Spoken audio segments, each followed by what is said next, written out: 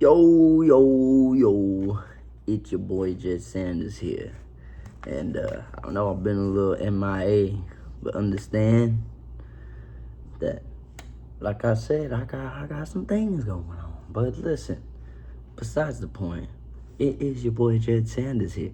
And I did, in fact, watch that recent UFC Fight Night card between Movsar and Lerone Murphy. Now, before we get too far into this was probably the most boring fight card I had ever seen.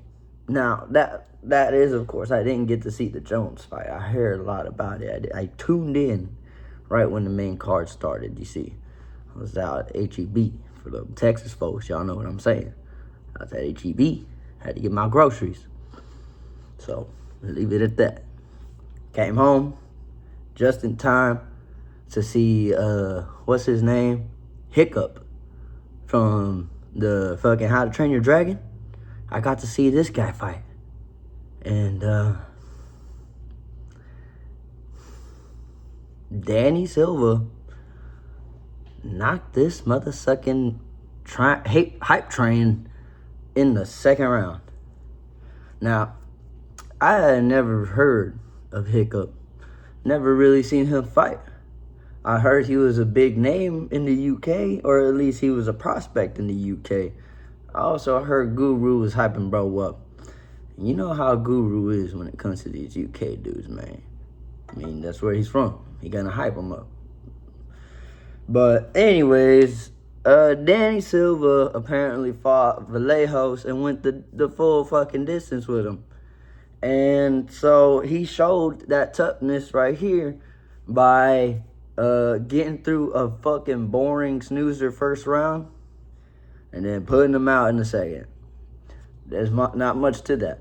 That's basically it. Danny Silva knocks out this dude who was fighting at home. The Scousers don't get knocked out thing, it didn't look too good here. So, made his debut, got knocked out. Damn, that's tough. Oh well. Next up, we have fucking Christian Leroy Duncan getting a UD win over Roman Dolidze. This fight was sloppy. Nothing really to take from this fight. Christian Leroy Duncan's gonna struggle with the top fucking 10. Hell, dude's probably not gonna make it past this ranking. Roman Dolidze didn't get past this part, so what makes us think that fucking TLD is? I'm being real. Dude's boring. That fight was boring. Fuck, I was on my phone most of this fight because it's so fucking boring. God damn, that shit was lame. But then after that, we had Iwo, whatever the fuck his name is, Baranowski, whatever the shit that fucking name is, knocks out Austin Lane in one punch. One fucking punch. The first punch this motherfucker lands on Austin Lane, he goes to sleep. Now, this dude, Austin Lane, we've seen him get slept before. He'd been knocked out. And honestly, after this, just cut the guy. He sucks. No offense, but bro, just go. It's okay. Iwo looked good. He also had that one crazy fight a few fight nights back against Aslan, whatever the fuck name. I don't remember the dude's name. But this guy right here fucking turned up the whole night. This was the highlight of the night. There was nothing that was really of notice other than this right here. Was the first round knockout, first punch knockout. So shout out to Iwo for getting that one. After that, man. So after that, we got MVP versus Sam Patterson. Now, MVP, man. Oh, dude. Oh, man. That was a horrible fight. Very boring fight. This dude seems to not have any kind of exciting fights the way, we were hoping he would be, the way we had hyped him up. His first fight with Kevin Holland was fun. Even the Char Bullet fight was fun. But Ian Gary, what was that? excuse me, but like, you know, then there's this one, you know, dude, I don't know, man. I mean, even those fights, they weren't even that great when you think back on it. He didn't really do too much in those fights. It feels like he's not living up to the hype, you know. But he wins the fight. They're probably going to give him another unranked fighter because that fight was ass, dude. So, what the fuck, bro? Give him Stephen Wonderboy. Give him Wonderboy. We'll have MVP versus Wonderboy. They might just stand there bouncing, jumping up and down, looking at each other. But, I mean, at least somebody will throw a cool kick, right? Anyways, that fight was boring. Nothing really happened. MVP wins by bouncing around. And next up, we had Luke Riley versus fucking Michael Aswell. Now, this was actually a pretty good back and forth fight. It wasn't anything crazy. It was a good showing from Luke. Luke was landing a lot of the crisper shots. He landed the more clean strikes, whereas Michael Aswell was landing more. I think he was more active, landing more punches, strikes, but because of how clean Luke's was looking, you know, he landed the more significant strikes. But, I mean, again, this was another fight we were, like, hyped up to be like, this guy's going to go out here and fucking slime Aswell out or something, but not really, you know.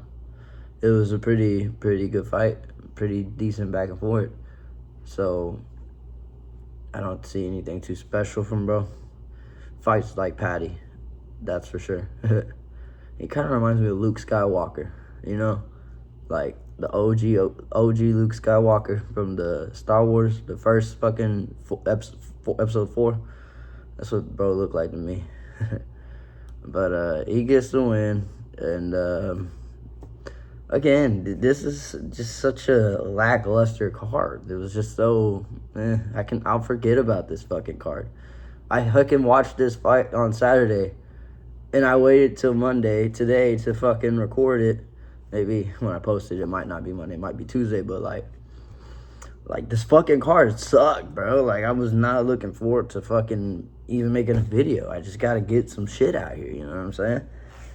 But next up, we got the main event. The two decision merchants, Movsar versus Lerone Murphy. I'm going to be honest with you guys.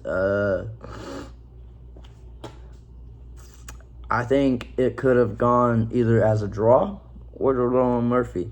I don't get how Movsar won this fight. Now, y'all can sit here and say, oh, he landed the better strikes or whatever, but, like, he was getting outstruck like a motherfucker in the first 3 rounds. And you could say in the 3rd round he turned it up.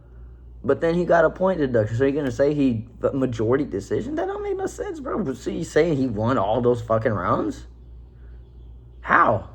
Like, don't get me wrong. He started coming back. And, again, that's why I was like a draw because of the takedowns that he was getting. Don't get me wrong. He wasn't really doing anything with the takedowns. But, come on, dude.